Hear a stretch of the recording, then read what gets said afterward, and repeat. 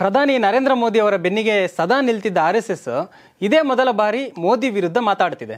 ಪ್ರಧಾನಿ ಮೋದಿಗೆ ಮೋಹನ್ ಭಾಗವತ್ ಅವರು ಪರೋಕ್ಷವಾಗಿ ಕ್ಲಾಸ್ ತಗೊಂಡಿದ್ದಾರೆ. ಮೋದಿ ಬಗ್ಗೆ ಭಾಗವತ್ ಏನಂದ್ರು, ಮೋದಿ ವರ್ಸಸ್ RSS ಫೈಟ್ ಶುರುವಾಯ್ತಾ? ಈ ಬಗ್ಗೆ ಇಂದಿನ ವಿಡಿಯೋದಲ್ಲಿ ಹೇಳ್ತೀವಿ ನೋಡಿ. ಪ್ರಧಾನಿ ನರೇಂದ್ರ ಮೋದಿ ಅವರು ಇಷ್ಟು ಮಟ್ಟಕ್ಕೆ ಬೆಳಿಬೇಕು ಅಂತಂದರೆ ಅದಕ್ಕೆ RSS ಕೂಡ ಕಾರಣ. ಈಗ ಇದೇ RSS ಮೋದಿಗೆ ಕೌಂಟರ್ ಕೊಡ್ತಾ ಇದೆ. ಪ್ರಧಾನಿ ಮೋದಿಯನ್ನು ಅವರ ಎಷ್ಟೋ ಅಭಿಮಾನಿಗಳು ದೇವರು ಅಂತ ಆರಾಧಿಸ್ತಾರೆ. ಇದಕ್ಕೆ RSS ಮುಖ್ಯಸ್ಥ ಮೋಹನ್ ಭಾಗವತ್ ಅವರು ಟಾಂಗ್ ಕೊಟ್ಟಿದ್ದಾರೆ.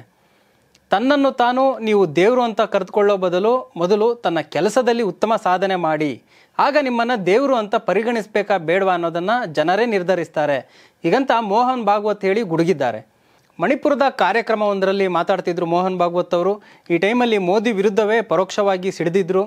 ಕೆಲವರು ಸೈಲೆಂಟ್ ಆಗಿರೋದಕ್ಕಿಂತ ಮಿಂಚಿನಂತೆ ಹೊಳಿಬೇಕು ಅಂತ ಬಯಸ್ತಾರೆ. ಆದರೆ ಅವರಿಗೆ ಸಿಡಿಲು ಬಡದ ಮೇಲೆ ಮತ್ತೆ ಕತ್ತಲೆಗೆ ಸರಿಯುತ್ತಾರೆ ಅನ್ನೋದೇ ಗೊತ್ತಿರಲ್ಲ ಅಂತ ಟಾಂಗ್ ಕೊಟ್ಟಿದ್ದಾರೆ. ಅಂದರೆ ಕೆಲಸದ ಮೂಲಕ ಪ್ರತಿಯೊಬ್ಬರು ಪೂಜ್ಯ ವ್ಯಕ್ತಿ ಆಗ್ಬೋದು, ಆದರೆ ನಮಗೆ ನಾವೇ ದೇವರಾಗ್ಬಿಟ್ಟಿದ್ದೀವಿ, ಹಿಂಗಂತ ನೀವು ಯಾರು ಘೋಷಣೆ ಮಾಡ್ಕೋಬೇಡಿ ಅಂತ ಮೋದಿಗೆ ಇಂಡೈರೆಕ್ಟಾಗಿ ಟಾಂಗ್ ಕೊಟ್ಟಿದ್ದಾರೆ. ಈ ಹಿಂದೆ ಕೂಡ ಮೋದಿ ತಮ್ಮನ್ನು ತಾವು ಸೂಪರ್ ಮ್ಯಾನ್ ಅನ್ಕೋಬಾರ್ದು ಅಂತ ಭಾಗವತ್ ಅವರು ಪರೋಕ್ಷವಾಗಿ ಕಿಡಿಕಾರಿದ್ರು. ಕೆಲ ದಿನಗಳ ಹಿಂದೆ ಮೋದಿಯವರು ನಾನು ದೇವರ ಕೃಪೆಯಿಂದ ಭೂಮಿಗೆ ಬಂದಿದ್ದೀನಿ ಅಂತ ಹೇಳ್ಕೊಂಡಿದ್ರು. ಈ ಒಂದು ಮಾತಿಗೆ ಭಾಗವತ್ ಇದೀಗ ಕೌಂಟರ್ ಮೇಲೆ ಕೌಂಟರ್ ಕೊಡ್ತಿದ್ದಾರೆ.